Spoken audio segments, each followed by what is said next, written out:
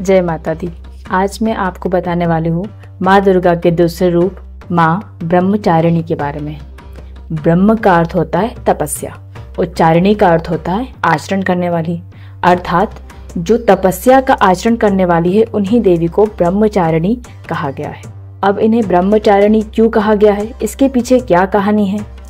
तो आपने माता जी के पहले स्वरूप का नाम देखा। पहले स्वरूप का नाम था माँ शैलपुत्री।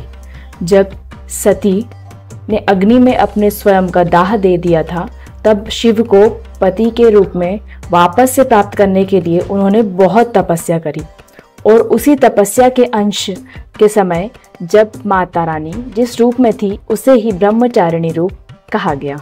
माँ ब्रह्मचारिणी को ज्ञान, तपस्या और वैराग्य की देवी कहा जाता है। उन्हें त्याग और तपस्या की देवी माता माना जाता है। माँ ब्रह्मचारिणी को देवी पार्वती के अविवाहित रूप में पूजा जाता है। उन्होंने सफेद वस्त्र धारण करे हुए हैं, जैसा कि आप फोटो में देख पा रहे हैं। उनके दाहिने हाथ में एक हाथ में रुद्राक्ष की माला होती है और अपने बाएं हाथ में कमंडल जिसमें पानी भरा होता है। तो आइए मैं ब्रह्मचारिणी माँ की कथा आपको सुनाती।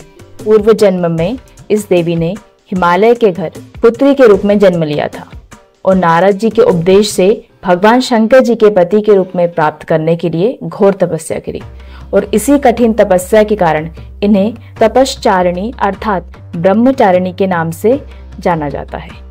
1000 वर्ष तक इन्होंने फल फूल खाकर बिताए और 100 वर्ष तक केवल जमीन पर रहकर ही शाक पर निर्वाह किया। कुछ दिनों तक तो कठिन उपवास रखे, खुले आकाश के नीचे, वर्षा और धूप के नीचे घोर कष्ट सहे, 3000 वर्षों तक टूटे हुए बिलपत्र खाए, भगवान शंकर की आराधना करते रहे। इसके बाद तो उन्होंने सूखे बिल्वपत्र खाना भी छोड़ दिया और कई हजारों वर्षों तक निर्जल निराहार रहकर कठिन तपस्या करी। जब इन्होंने पत्तों को भी खाना छोड़ दिया, तब से इनका नाम अर्पणा भी पड़ गया। कठिन तपस्या करके देवी का शरीर तो एकदम क्षीण हो गया था। देवता, ऋषि, सिद्धगण, मुनिजन सभी ने ब्रह्मचारिणी की तपस्या को अभूतपूर्व पुण्य कृत्य बताया और उनकी सराहना करी और उनसे कहा, हे देवी, आज तक किसी ने भी इस प्रकार की कठोर तपस्या नहीं करी है। यह तो तुमसे ही संभव है।